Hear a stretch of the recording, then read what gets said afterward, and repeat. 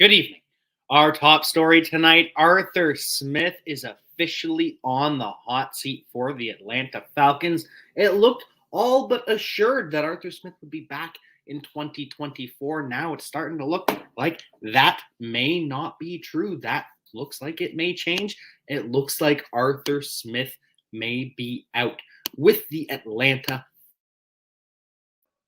We will see what happens there. We will see what happens with Thursday Night Football. Chris Olave going to be back tonight and more on Player Profiler Today.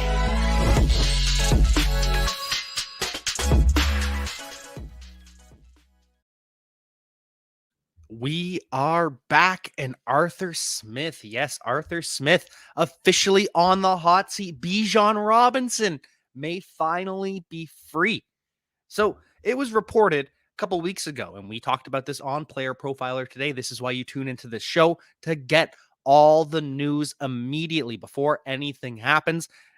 But it was reported then that Arthur Smith was going to be safe. Arthur Blank had confidence, barring a complete collapse. And now it's starting to sound like losing to the Carolina Panthers was a complete collapse, at least in the eyes of Arthur Blank.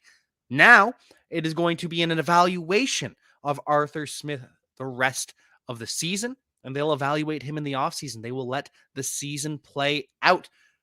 Obviously, this is not the kind of year we expected coming from the owner of the Atlanta Falcons, Arthur Blank. Told previously he was safe, barring a meltdown, and now 6-8, having gone 7-10 the past 2 years. Arthur Smith is a losing coach, and if he misses out on playoffs, which is not a condition of keeping the job, it was never a playoffs or bust, at least in the mind of the Atlanta Falcons. The mindset was, we need to see improvement.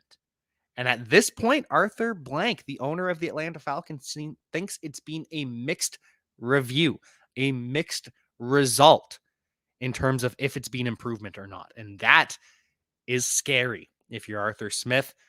Looking like he is officially on the hot seat. Arthur Smith could be on the move. In the meantime, for the rest of the season, Taylor Heinicke is going to be the starter. Desmond Ridder has been benched again.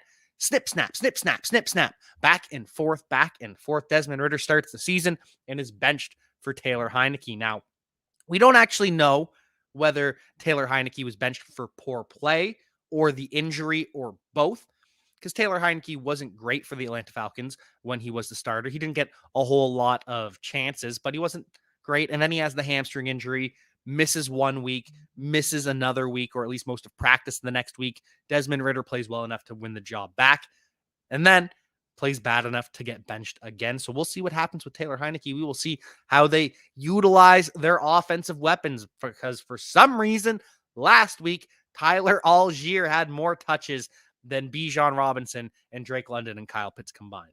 Just the maddening Falcons offense this year and every year under Arthur Smith could finally be changing. We could finally be looking at a difference, but we'll see how things shake out. We'll see how things shake out on Thursday Night Football. Chris Olave is back. He plans to play tonight.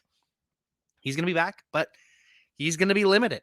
Chris Olave suffered a low ankle sprain, didn't practice at all last week, missed the game. And then obviously there's no practice this week because it's a short week for the New Orleans Saints, but was listed as did not practice Monday, was limited yesterday, and then it's announced, limited on Tuesday. And then yesterday it's announced, okay, Chris Olave is going to play. And I believe it. I just don't think he's going to be at 100%. Chris Olave is still going to be feeling the remnants of that low ankle sprain. This is still a very, very quick turnaround. So Chris Olave going to be operating at less than 100%. Was asked Chris Olave versus Puka Nacua by one of my friends. Absolutely Puka Nacua. Puka Nacua over Devontae Smith this week as well. Devontae Smith starting to worry me. Devontae Smith did not practice today with a knee injury. We'll be updating you on all of the other injury news across the NFL right after a word from the Podfather. This episode is brought to you by Rival Fantasy. Rival Fantasy, the coolest fantasy platform not enough people know about, but they will once I'm done, baby, because they're always innovating. They just rolled out seasonal leagues. We set them up for patrons, for our listeners, and they funded over $1,000 in payouts. That's what Rival's all about. They're always innovating. They already had the fantasy book where you can take overs and unders, stack them up, multiply your payout, but then they added challenges so you can set your own lines and put them out there for the community, and then you can browse the community's lines and say, hey, this guy's crazy, I'm going to take the other side. It's cool. And they have fantasy bingo. Rival Fantasy is reminding me how much fun I can have with fantasy football, and use that promo code PLAYER. The promo code is PLAYER. They give you a $100 instant deposit match plus $25 plus a free play. That promo code is PLAYER for up to $125 in deposit bonus and a free play. You can't beat it. Now, I know many of you are looking for a secret weapon for your Dynasty League, and I have it. It's called the Dynasty Dominator app. You go to the App Store, go to Google Play. It's right there. It's $5 to download, and then every year it's $5 to load the next incoming class of rookies. You can add Superflex, add tight end premium. It's incredible because it allows you to look up players. It allows you to vote on whether a player is a buy, hold, or sell, and then see the market sentiment on that player. And you can compare their lifetime value rating from PlayerProfiler to their Dynasty ADP at the FFPC, all in the price lookup tool. And beyond that, we have a trade analyzer, so you'll never lose another Dynasty trade again. And in our settings, you can set this is a win now team, this is a rebuilding team, and then we let you compare players. Look at their metrics side by side, prospect metrics, NFL metrics. It's all there. It's $5 in the App Store. There's some add-ons for Superflex and to buy the upcoming rookie class. Every year, you're going to spend $5 on this thing, and it's going to be well worth it. And we are back looking at the Pro Bowl. We got some updates. Remember, Pro Bowl voting closes on December 25th. Pro Bowl has very much been watered down. It's more of a popularity contest, especially with the fan vote. Looking at the top vote getters, though, Tua Tagovailoa, the leading vote getter, the MVP at quarterback of the AFC, versus Brock Purdy, the leading vote getter in the NFC. Could Brock Purdy end up as the MVP, or could it be the leading running back in terms of votes, Christian McCaffrey? Christian McCaffrey has now received recommendations from Tom Brady and Peyton Manning to be the MVP. Now, you will all remember that the last running back to win the MVP award was Adrian Peterson. All day, AD, AP. There is a debate as to whether Adrian Peterson was AP or AD. And the answer is he is both. Adrian Peterson, all day, AP. It all works. But Christian McCaffrey looking like he could very well become the first running back and the first non-quarterback to win since Adrian Peterson took the Vikings to the playoffs with Christian Ponder at quarterback. Other top vote getters, Raheem Mostert, RB1 in the AFC. Tyreek Hill, wide receiver 1 in the AFC. CeeDee Lamb, wide receiver 1 in the NFC. Kelsey and Kittle leading at the tight end position. But back to Tyreek Hill for a moment. Tyreek Hill did not practice yesterday with his ankle injury, with his high ankle sprain. Tyreek Hill limited today. Tyreek Hill showing that he very well could return. Now, remember, a high ankle sprain is a severe injury. He missed last week. That's one, but it's a 4-week injury. And even after that, you're still feeling the remnants of it. So Tyreek Hill very well could play. The explosiveness is going to be sapped. The change of direction is going to be impacted. Tyreek Hill will not be operating at 100%, but he could power through. He very well could power through. Raheem Mostert didn't practice yesterday, rest day and a knee injury that he's been dealing with all season. Won't be surprised if Mostert gets a scope or something in the offseason, but Mostert playing too well to sit. So he gets the rest day yesterday. He's back today, limited. Tomorrow, he'll be full. Nothing to worry about with Raheem Mostert. Devon Achane also returned to practice today. Missed last week with a toe injury. Limited practice today. We'll see how practice goes tomorrow. If Devon Achane is full tomorrow, then I expect him to play. If he is limited tomorrow, then I'm not trusting him in fantasy football. We'll ride Raheem Mostert once again. And the entire Dolphins offensive line is banged up as well. Not a single one of them practiced on Wednesday. Every single one of them missed Wednesday's practice. That's left tackle, left guard, center, right guard, right tackle. Now, Teron Armstead, the left tackle, did return today.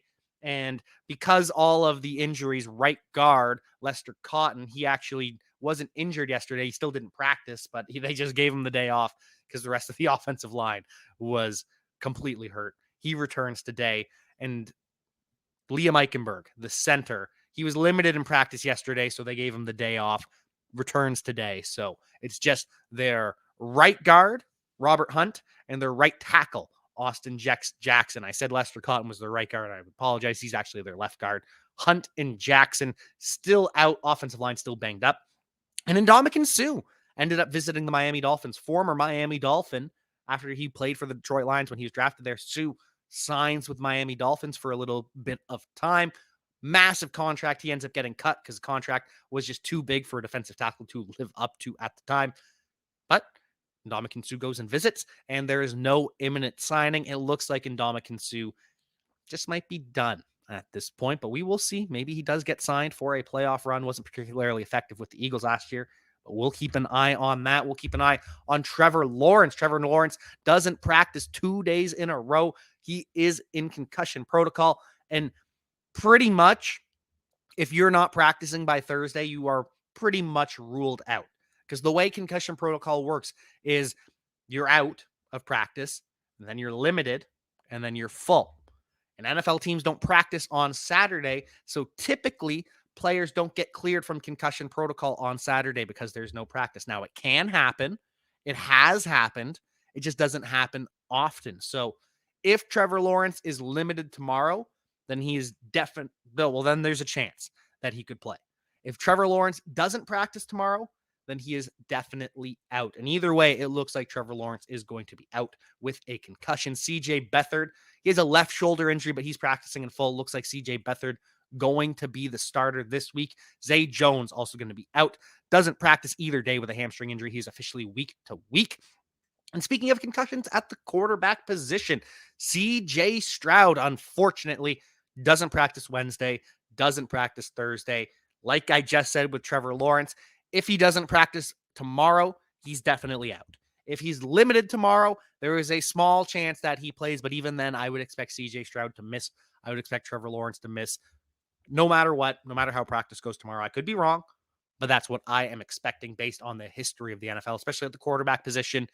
What we saw with Tua Tagovailoa last year, CJ Stroud too valuable to the Houston Texans to put him at risk. And then the Texans go and sign Tim Boyle to the practice squad. So Tim Boyle going to be that QB3 behind Case Keenum and Davis Mills. Might also be without Nico Collins. Nico Collins limited on Wednesday, limited on Thursday. Nico Collins still battling that calf injury. Because he's limited, there's a chance he will play. And like we saw last time, Nico Collins only missed one game with the calf injury. He's just going to be limited in the game action. And so is Noah Brown. Noah Brown limited Wednesday, Thursday with a knee injury, but Noah Brown just always limited in practice at this point in the season. He's dealing with a knee injury like Raheem Mostert. When you see these players are just limited all week long, or they get a rest day because of a knee injury, probably going to be off-season surgery, more than likely. It doesn't always happen, but that is the trend that seems to follow. So we will keep an eye on that. Houston Texans, though, are banged up. It's a battle for that AFC South between the Houston Texans, between the Jacksonville Jaguars, and the Indianapolis Colts. And right now, the Colts are the healthiest team. Zach Moss, of course, did not practice today. He was out with a forearm injury Wednesday, Thursday, but that's okay because Jonathan Taylor ramping back up. Jonathan Taylor said that today's practice would determine whether he can play. Jonathan Taylor practices in full Wednesday, practices in full Thursday. Jonathan Taylor looks like he is going to be good to go. Looks like he is going to return. And it actually looks like Michael Pittman is going to play. I would not have guessed that based on the hit that he took. But remember, severity of the hit doesn't indicate severity of the concussion. Those are not actually correlated as much as you might think it is. All concussions are different. They are all handled differently. And we just follow the protocol. And Michael Pittman, limited on Wednesday, gets a full practice in on Thursday. So unless he had any setbacks today, unless he showed any symptoms today, Michael Pittman looking like he's going to be good to go this weekend. So Gardner Minshew going to have his running back one, Jonathan Taylor, going to have his wide receiver one, Michael Pittman. Good news for Gardner Minshew. And good news for Anthony Richardson as well, the actual starting quarterback for the Indianapolis Colts. His shoulder surgery went very well. His recovery is going even better than anticipated. And of course, we always hear these hype pieces, these fluff pieces. Oh, every player's healthy, best shape of their career. But pretty cool to hear Anthony Richardson already happy about his progress and his recovery. Love to see these guys heal up. So Anthony Richardson, good news there. Bad news for Alexander Mattison. He does not practice on Wednesday, does not practice on Thursday. Even if Alexander Mattison was practicing in full, kind of looks like Ty Chandler might be the lead running back, at least would be getting 60% of the opportunity. Madison probably relegated to 40%. At this point, though, looks like it's going to be all Ty Chandler. Looks like Alexander Mattison going to end up missing another week. Alexander Mattison to the bench. Ty Chandler looking like he is going to be a league winner after his performance last week, after the performance he could have this week. Alexander Mattison yielding to a league-winning running back, potentially. But again, the Lions are pretty good against running backs. Terrible against quarterbacks, terrible against running quarterbacks, but pretty stout against pure running backs. So we'll see what happens with Ty Chandler if he can be a league winner. Keenan Allen looking like he's not going to win you any leagues. Keenan Allen out once again with a heel injury. Missed last week, missing this week. Justin Herbert's out. Chargers season over. Why bring Keenan Allen back at this point? I mean, just let him get healthy for 2024. Joey Bosa also out this week. Chargers are folding it in. It's going to be the first game without Brandon Staley as their head coach, and it's just going to be a rebuild completely. It's going to be, well, not a rebuild. Justin Herbert, left tackle, is still all going to be there, but going to be a complete new organization.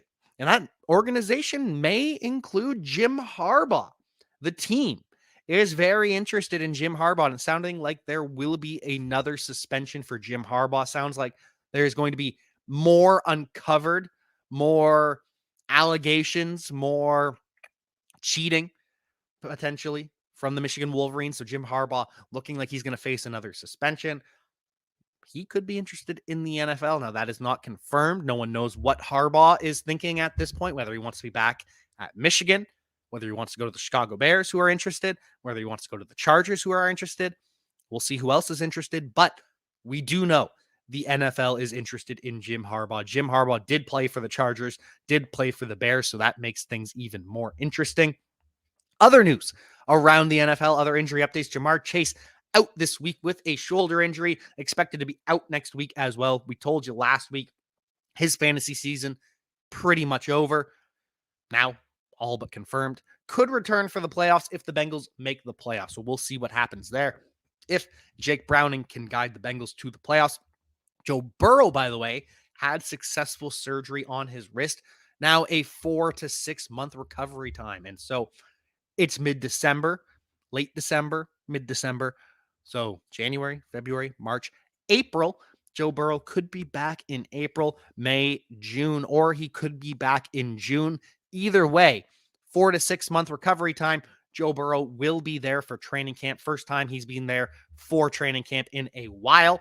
Missed most of training camp this year with the calf. Missed most of training camp last year with the appendectomy and the ACL, I believe, or was that the year before that he missed training camp with the ACL? Either way, Joe Burrow missing a lot of time. Also, his rookie year was the COVID year, so didn't really have training camp. Joe Burrow might finally get a full training camp this year.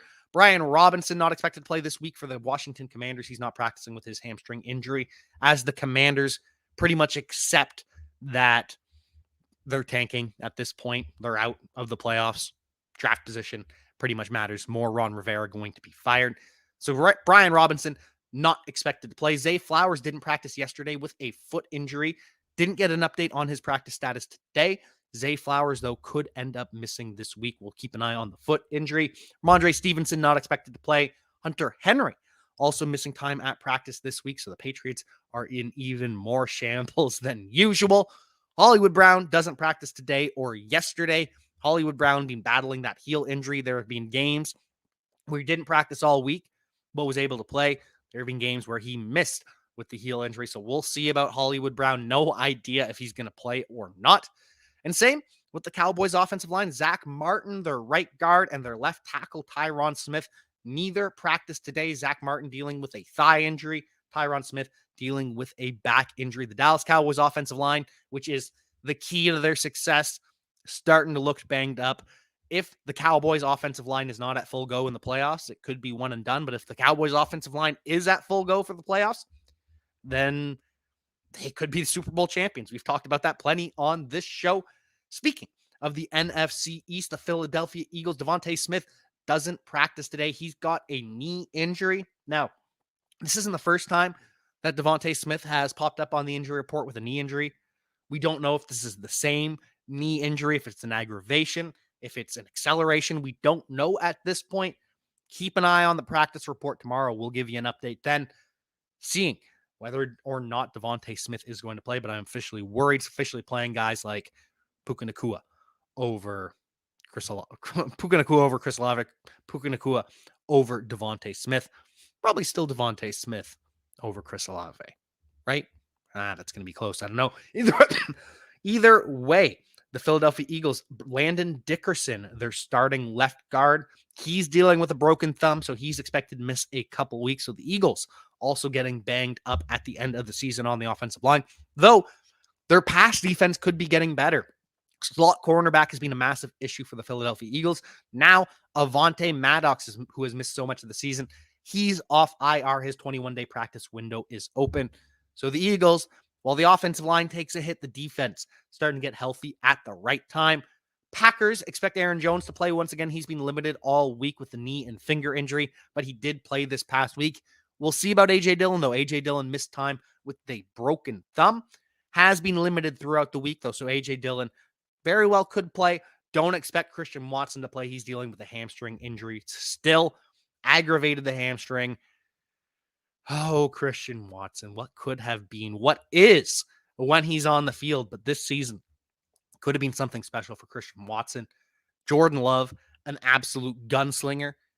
We're just going to have to wait till 2024 to see it. And even then, Christian Watson isn't the wide receiver one for the Green Bay Packers anymore. It's Jaden Reed. Christian Watson's the 2. He's a really good 2. He can be an elite playmaker at times, but he's the 2. Jaden Reed's the 1. Sorry, it's just how it is. Other injury updates around the NFL. It's not all bad news. Despite all the bad news that we have been through, there is some good news. Aaron Rodgers is off injured reserve, though he's not going to play. But the Jets wanted Aaron Rodgers to continue to practice with the Jets. The Jets want to continue to satisfy the ego of Aaron Rodgers, and so they cut their fullback, Nick Bodden, and then re-sign him to the practice squad, and he's going to be elevated for the final 3 games. You're allowed to elevate players on the practice squad 3 times before you have to sign them, so they'll elevate him 3 times. So basically, Aaron Rodgers just costing the fullback a couple bucks, which classic Aaron Rodgers, the ego of Aaron Rodgers. But he's going to practice with the Jets for the rest of the season. He's not going to play. And it's looking like Zach Wilson also not going to play. He did not practice today or yesterday. He's in concussion protocol. So like we talked about with Trevor Lawrence, like we talked about plenty of times, probably going to be out. Probably no Zach Wilson. Probably going to be Trevor Siemian as the QB1, the 4th different starting quarterback for the New York Jets this year. Siemian, Tim Boyle, Zach Wilson starting and then being benched and then starting again, and then Aaron Rodgers for those 4 snaps as well. Kansas City Chiefs will have Isiah Pacheco back on Monday Night Football against the Las Vegas Raiders. Isiah Pacheco went and had another shoulder surgery. I was worried. Okay, Andy Reid says he's going to be back next week. We'll see. We'll look at the practice reports. No limitations. Isiah Pacheco practicing in full. He is good to go. Though Jerick McKinnon does not practice today with a groin injury. We'll get an update tomorrow on his practice status and then again on Saturday. Jerick McKinnon has dealt with this groin injury throughout the season. Was dealing with it just a couple weeks ago. Wasn't practicing, missed a couple games. Now nagging once again, or is it a rest day? We don't know.